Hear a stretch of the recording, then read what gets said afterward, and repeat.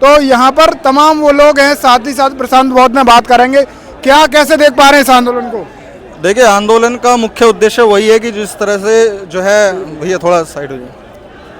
आंदोलन का वही है कि जिस तरह से आरक्षण पर जो है सरकार ने वार किया है सुप्रीम कोर्ट ने, और सरकार इस पर जो है विचार नहीं कर रही है, तो उसको विचार कराने के लिए ये एक प्रदर्शन है कि भाई उन लोगों को दिखाया जाए कि जिस बहुजन समाज के हक अधिकारों के साथ में वो लोग इस तरह का खिलवाड़ करने की कोशिश कर रहे हैं, तो वो ताकि इस तरीके की चीज़ें ना करें, संसद भवन में इस पर पुनः विचार करें और विचार करके इस जो प्रस्ताव है इसको खारिज किया जाए। ये भीड़ आप देख रहे हैं, पहला चरण कंप्लीट हो गया, दूसरा चरण है, चंद्रशेखर ने बुलाया है, क्या लग रहा है? नहीं, देखिए, ये भीड़ क्या है कि देश में जो अधिकतम जनसंख्या है वो तो बहुजन समाज की है ही। बस ज़रूरत होती है कि उन बहुजन समाज के लोगों को एक बार बोला जाए कि भाई यहाँ पर ऐसा ऐसा कोई मुद्दा है, तो आप लोगों की उपस्थिति ज़रूरी है, तो तमाम लोग आ जाते हैं। अब ये पहला चरण क्या, दूसरा चरण क्या, आप 10 बार बुला लीजिए, कहीं भी बुला लीजिए, पूरे भारतवर्ष में हमारे बहुजन समाज के लोग ज़्यादा हैं, और जब दिख रहा है कि हमारे जो हक अधिकार है उनको छीना जा रहा है कानून के माध्यम से, सरकारों के माध्यम से, तो ऐसी लड़ाई लड़ने के लिए, उनको जवाब देने के लिए हमारा समाज हमेशा से तैयार था और तैयार है। क्या लग रहा है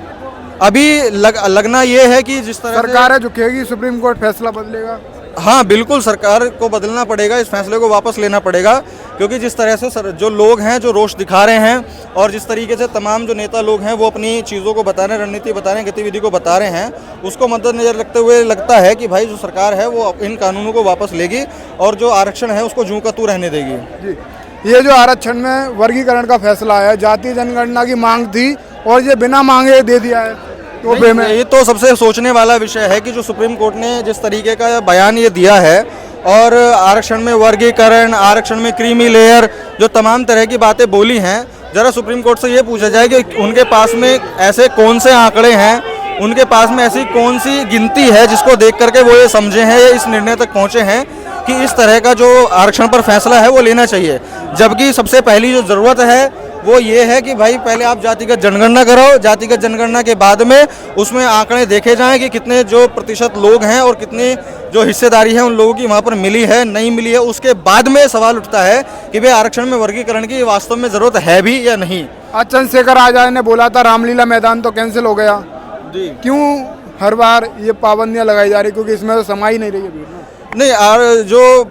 प्रोग्राम जो वहाँ पर प्रदर्शन का जो कैंसिल हुआ है उसके कुछ मुख्य कारण थे जिस वजह से कैंसिल हुआ था, लेकिन उसमें यह भी था कि चंद्रशेखर भाई का ये कहना था कि भाई बरसात का मौसम चल रहा है और एक नेता तो टेंट में रह लेता है, नेता तो वाटरप्रूफ टेंट के नीचे रहता है, लेकिन जो जनता वहाँ आती है, जो लोग वहाँ पर आते हैं, उन लोगों को जो है उन दिक्कतों परेशानियों का सामना करना पड़ता है। इसीलिए उन्होंने जो है इस स्टेडियम का आंदोलन व्यवस्था किया ताकि बारिश भी यदि पड़ती है तो तमाम जितने भी समाज के लोग हैं वो लोग भी सुरक्षित जो है बैठ करके बातों को सुने, समझें और विचार करें।